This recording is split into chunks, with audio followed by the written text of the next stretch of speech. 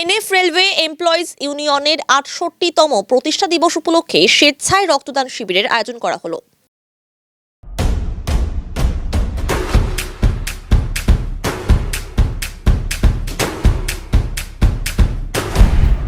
Stay tuned.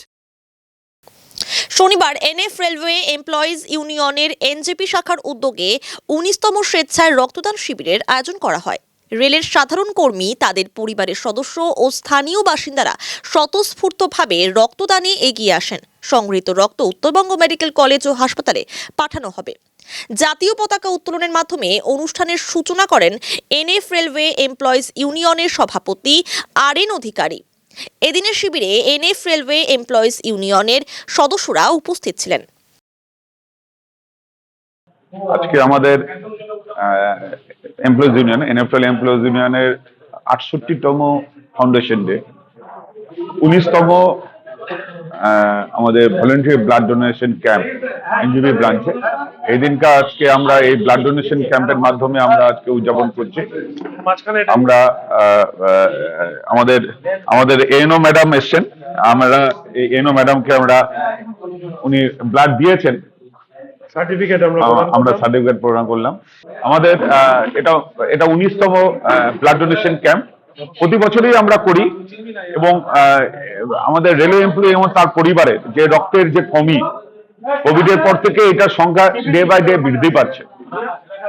আমাদের ছোট প্রয়াস, এটা কিছুই না, একটা ছোট প্রয়াস আমাদের এই এলাকার লোকেদের ব্লাডের যে ঘাটতি, যে ব্লাডের রিকোয়ারমেন্টটা ফুলফিল করার জন্য এর মধ্যে মোটামুটি ৫০ ইউনিট হয়ে গেছে। আরো ১.৫-২ ঘন্টা চলবে, আমাদের ৩:৩০-৪টা পর্যন্ত আমরা করব। আশা রাখছি ১০০ ইউনিট আমরা করতে পারবো।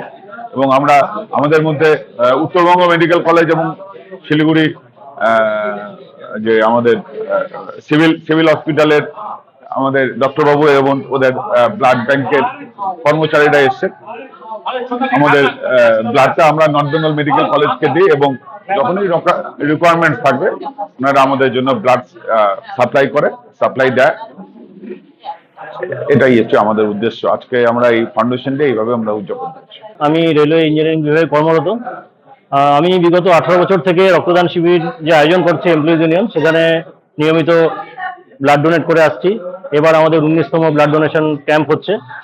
আমার এখানে এসে খুবই ভালো লাগে, কারণ এটা এমনই একটা জায়গা যেখানে রক্তদান করার পরে আমি দেখতে পাই সারা বছর আমাদের যারা সহকর্মীরা আছেন তাদের যে কোনো পরিবারের বা নিজেদের যে কোনো সমস্যাতে তারা এসে এখান থেকে ব্লাড কুপন কালেক্ট করে তার মাধ্যমে আমরা মুমূর্ষ রোগীদের জন্য ব্লাড নিতে পারে।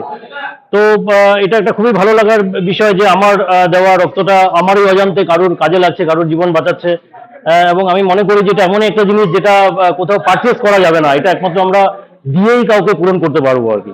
তো আমি মনে করি যে এমন একটা মহৎ কাজের জন্য আমাদের আরো সহকর্মীরা এগিয়ে আসবে এবং এই ধরনের অনুষ্ঠানকে আরো বড় করে আরো বিশালভাবে করতে পারবো আমরা ভবিষ্যতে, যাতে আমরা যে রক্তদানের যে একটা ঘাটতি আছে, রক্তের যে একটা ঘাটতি আছে তা পূরণ করার জন্য আমরা সকলেভাবে এগিয়ে এসে কিছুটা হেল্প করতে পারবো। তো এটাই আমার বক্তব্য। আমার খুব ভালো লাগছে এখানে এসে এবং রক্তদান করে।